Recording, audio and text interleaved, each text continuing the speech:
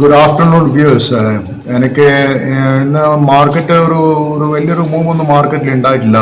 ഞാൻ പ്രതീക്ഷിക്കുന്ന 23,000 market stabilise ചെയ്യാൻ സാധ്യതയുണ്ട്.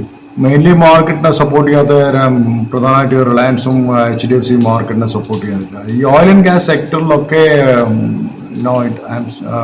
വലിയ മൂവ് കാണുന്നില്ല. അതിന്റെ പ്രധാന കാരണം എനിക്ക് തോന്നുന്നത് ഇന്നലെ ഈ ഇറാന്റെ ഒരു സ്റ്റേറ്റ്മെന്റ് ഉണ്ടായിരുന്നു. നമ്മുടെ ഹൂത്തീസും കൂടി അവരെ ഫൈറ്റിങ്ങിൽ അവരെ കൂടെ ഉണ്ടാകാൻ പോകുന്നത്. They are going to block the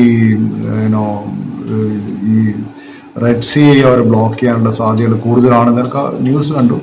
so ഈ ഹൂത്തികൾക്ക് ഇതുവരെ വാറിൽ പാർട്ടിസിപ്പേറ്റ് ചെയ്തിട്ടുണ്ടായിരുന്നില്ല. ഈ റെഡ് സീ ബ്ലോക്ക് ചെയ്യുമ്പോൾ സൗദി അറേബ്യൻ്റെ മെജോറിറ്റി ഓഫ് ഓയിൽ പാസ് ചെയ്യുന്നത് ഇപ്പോൾ റെഡ് സീയിലെ കൂട്ടിയാണെന്ന് കേട്ടോ. അതുകൊണ്ട് റെഡ് സീയും ഹോർമൂസും രണ്ടും ബ്ലോക്ക് ചെയ്യാന്ന് വെച്ചാൽ ഒരു വലിയൊരു ബ്ലോക്കേജ് മാറും.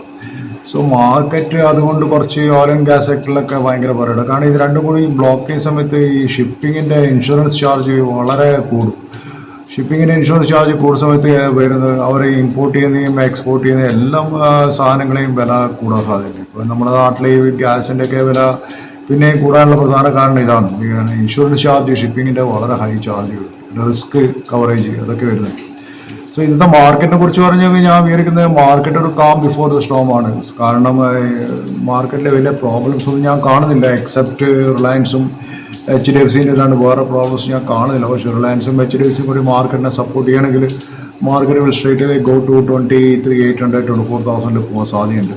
സോ അത് ഇന്ന് വേറെ ന്യൂസ് കണ്ട ഈ war is going to settle within 1 week ഇതിൻ്റെ ഉള്ളിലെല്ലാം സൊല്യൂഷൻ ഉണ്ടാവുമെന്ന് പറയുന്നത് നിൽക്കുന്നത്. സോ എഗെയിൻ ഈസ് ട്രംപ് പറയുന്നതാണ്. അത് എത്രമാത്രം നമുക്ക് ക്രെഡിബിലിറ്റി ഉണ്ടെന്ന് എനിക്കറിയില്ല. പക്ഷേ in that scenario market will not give a chance to you. So അതുകൊണ്ട് ഇപ്പോഴ് സ്മോൾ നിബിളിങ് ചെയ്യുന്നതായിരിക്കും ഏറ്റവും നല്ലത്. അപ്പോൾ ഇന്ന് ഞാൻ കണ്ട 2 സ്റ്റോക്കുകളൊന്ന് ബെൽറൈസ് ഇൻഡസ്ട്രീസും നവീൻ ഫ്ലോറിഡും രണ്ടും നല്ല കമ്പനികളായിട്ട് എനിക്ക് തോന്നുന്നത്. ഈ ബെൽറൈസ് ഇൻഡസ്ട്രീസ് എൻ്റെ ഒരു പ്രധാന കമ്പയർ ചെയ്യാൻ പറ്റുന്ന സ്റ്റോക്സ് ബോഷ്, അല്ലെങ്കിൽ ട്യൂബ് ഇൻവെസ്റ്റ്മെൻറ്റ്, സംവർദ്ധൻ, മദർസൺ ഈ കമ്പനികളായിട്ട് കമ്പയർ ചെയ്യുമ്പോൾ സോ ബെൽറൈസ് എനിക്കൊന്ന് കുറച്ചുകൂടി പ്രൈസ് വൈസ് CMP നോക്കുകയാണെങ്കിൽ കുറച്ച് ചീപ്പാണ്. പക്ഷേ PE is not the same. But at same time അവരുടെ ഗ്രോത്ത്, സെയിൽസ് ഗ്രോത്ത് ഒക്കെ നോക്കുന്നത് നല്ലതാണ് കാണുന്നത്. അതുപോലെ നവീൻ ഫ്ലോറൈഡും ഓൾറെഡി റണ്ണപ്പ് ചെയ്ത് കഴിഞ്ഞു. പക്ഷേ നമുക്ക് ഇങ്ങനെയുള്ള നല്ല കമ്പനികളൊന്നും കറക്ഷൻ വരുന്നേ ഇല്ല. അതുകൊണ്ട് Naveen fluoride I think is A Mafatlal company, is A good company എന്ന് എനിക്ക് തോന്നുന്നത് നവീൻ ഫ്ലോറൈഡ്. പിന്നെ നിങ്ങൾക്ക് ഒരു വേൾഡിൽ റിനോഡായ ഇൻവെസ്റ്റർ, വളരെ ഫേമസ് ആയിട്ടുള്ള ഒരു വാല്യൂ ഇൻവെസ്റ്ററാണ് ഗൈസ്പിയർ എന്ന് പറഞ്ഞാൽ. ഈ ഗൈസ്പിയർക്ക് അയാളാണ് പിന്നെ അക്വമറൈൻ എന്ന് പറഞ്ഞ വലിയൊരു ഫണ്ട് അയാൾ മാനേജ് ചെയ്യുന്നത്. So recently close down the fund. അതിൻ്റെ പ്രധാന കാരണം വെച്ചാൽ ഈ ഗൈസ്പിയറിന് ഗ്ലിയോബ്ലാസ്റ്റോമ എന്ന് പറഞ്ഞ ഒരു വളരെ അഗ്രസീവായിട്ടുള്ളൊരു ക്യാൻസർ പിടിപെട്ടു. ഈ ക്യാൻസറിൻ്റെ പ്രധാന കാരണം വെച്ചാൽ ഇത് 64-60 വയസ്സിന് മുകളിലുള്ള ആൾക്കാർക്ക് വരുന്നൊരു ക്യാൻസറാണ്. കാരണം ഇത് എന്താ വെച്ചാൽ ഇതൊരു ബ്രെയിൻ ട്യൂമറാണ്. അത് ബ്രെയിനിൽ നമ്മളെ ഒരു നക്ഷത്രങ്ങളെ സ്റ്റാർ ഷേപ്പ് ആയിട്ടുള്ള സെല്ലുകളുണ്ട്. അതിന് ആസ്ട്രോസൈറ്റ്സ് എന്നാണ് പറയുന്നത്. അതിൻ്റെ പേരിന് ആസ്ട്രോസൈറ്റ്സ് ആണ്. അതിനൊരു ക്ലാസ് ഗ്രേഡ് 4 ട്യൂമറായിട്ട് വരുന്നത്. അത് വളരെ റാപ്പിഡ്ലി ഗ്രോ ചെയ്യുന്ന ഒരു ടൈപ്പ് ഓഫ് ക്യാൻസറാണ്. അതുകൊണ്ട് ആ പുള്ളി ഇപ്പം വളരെ യങ്ങായിരുന്നു. പക്ഷേ എന്താ വെച്ചാൽ ആൾ വളരെ ഹൈലി ക്വാളിഫൈഡ് ആണ്, എല്ലാം കൊണ്ടും വളരെ കോമ്പറ്റൻ്റ് ആയ പേഴ്സൺ ആയിരുന്നു. പക്ഷേ ഇപ്പം അയാൾ റിട്ടയർഡ് ഐ തിങ്ക് സോ. കാരണം അത് പറയുന്നത് വെച്ചാൽ ഇതിൻ്റെ പ്രധാന പ്രശ്നം എന്ന് വെച്ചാൽ ഇതിൻ്റെ സിംറ്റംസ് വരുന്ന വലിയ ഹെഡേക്ക്, കണ്ടിന്യൂസ് ആയിട്ടുള്ള ഹെഡേക്ക് വരും, സിവിയർ ആയിട്ടുള്ള ഹെഡേക്ക്, കിടക്കുന്ന സമയത്ത് രാവിലെയും കിടക്കുന്ന സമയത്ത് ഹെഡേക്ക് വരും. പിന്നെ വേറൊരു പ്രശ്നം കഴിഞ്ഞാൽ memory loss, confusion, loss of power concentration, behavioural changes, blood, double vision, speech difficulties, coordination, ഇങ്ങനെയുള്ള പല പ്രശ്നങ്ങളും വരുന്ന ഒരു രോഗമാണത്. പിന്നെ അത് വന്നു കഴിഞ്ഞാൽ എന്താ വെച്ചാൽ 15 മാസത്തിൽ കൂടുതൽ ആൾക്കാർ ജീവിച്ചിരിക്കില്ല, അതാണ് പറയുന്നത്. പിന്നെ അതിന് ട്രീറ്റ്മെൻറ്റ്, സർജറിയും റേഡിയേഷൻ തെറാപ്പിയും കീമോതെറാപ്പിയിലൊക്കെ മാറ്റുകയെന്നാണ് അവർ പറയുന്നത്. സോ അതുകൊണ്ട് പുള്ളി ഇപ്പം he has retired from that.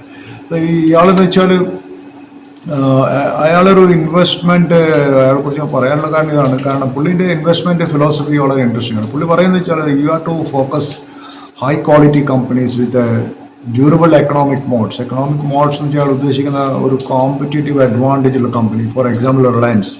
Reliance എന്നൊരു കമ്പനിയായിട്ട് കോമ്പറ്റ് ചെയ്യാൻ വേറൊരു ഇന്ത്യയിലുള്ള കമ്പനിക്ക് സാധിക്കില്ല. കാരണം എന്താ വെച്ചാൽ റിലയൻസ് ഇങ്ങനെ ബാക്ക്വേർഡ് ആൻഡ് ഫോർവേഡ് ഇൻ്റഗ്രേഷനുള്ള കമ്പനി. പെട്രോൾ റിഫൈനറി നോക്കിയിട്ട് പെട്രോളും സ്റ്റേഷൻ വരെ പെട്രോൾ വിൽക്കാനുള്ള കഴിവ് അവർക്ക് ഉണ്ട്. അതെങ്ങനെ ഇന്ത്യയിൽ ഒരു കമ്പനിക്കും റിഫൈനറിയും ടു എൻഡ് അവർക്ക് ഇല്ല. So backward and forward integration ചെയ്തൊരു കമ്പനിയാണ് ഈ റിലയൻസ്.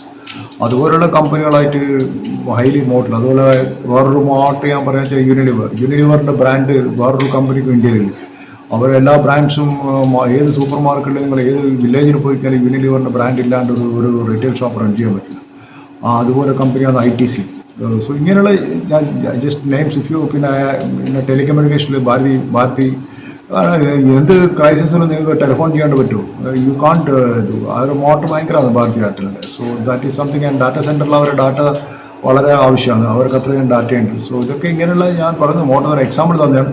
അതുപോലെ അയാൾ പറയുന്നത് വേറെ എന്ന് വെച്ചാൽ വളരെ ട്രസ്റ്റ് വർത്തിയായിട്ടുള്ള മാനേജ്മെൻറ്റുള്ള കമ്പനിയിൽ ഇൻവെസ്റ്റ് ചെയ്യാൻ പറ്റും. പുള്ളി പിന്നെ ഫസ്റ്റ് ക്ലാസ് ആയിട്ട് പാസ്സായതാണ് ഓക്സ്ഫോർഡിനും ഹാർവാർഡിനും. അയാളെ കൂടെ പഠിച്ച ആളാണ് മറ്റേ ബ്രിട്ടീഷ് പഴയ prime minister David Cameroon, economist അറിയാലോ ഞങ്ങൾക്ക്. സോ ഇതാണ് ഇയാൾക്ക് വന്നൊരു പ്രധാനപ്പെട്ട രോഗം കൊണ്ടാണ് പിന്നെ അയാൾ ചെയ്തത്. പക്ഷെ അയാൾ പറഞ്ഞൊരു പ്രധാന കാര്യം എന്ന് വെച്ചാൽ I have a lot of money. So you think people have lot of money, that means nobody loves them. No.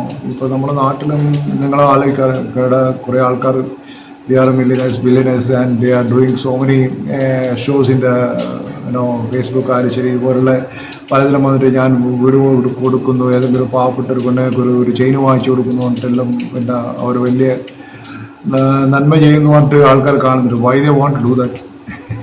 അത് നിങ്ങൾ ആലോചിച്ചിട്ടുണ്ടോ? Because nobody loves these people. So they just want to grab some attention, grab some love from the public. But generally it doesn't happen, but they don't give much actually. They take more from the public and give something, So അത് അയാൾ പറഞ്ഞൊരു കാര്യം ഇതാണ്. So you can but നിങ്ങൾക്ക് ഒരിക്കലും you can't buy love. Maybe you can able to you can buy sex, but the only way to get love is lovable. So അതുകൊണ്ട് അയാൾ പറഞ്ഞത് പിന്നെ ഈ നമ്മളൊക്കെ we are all ashes and dust. So the life is a zero sum game. അതുപോലെ തന്നെ stock മാർക്കറ്റും ഒരു zero sum game ആയിട്ട് എനിക്ക് തോന്നുന്നു. So thank you for viewing my channel. Please do support my channel.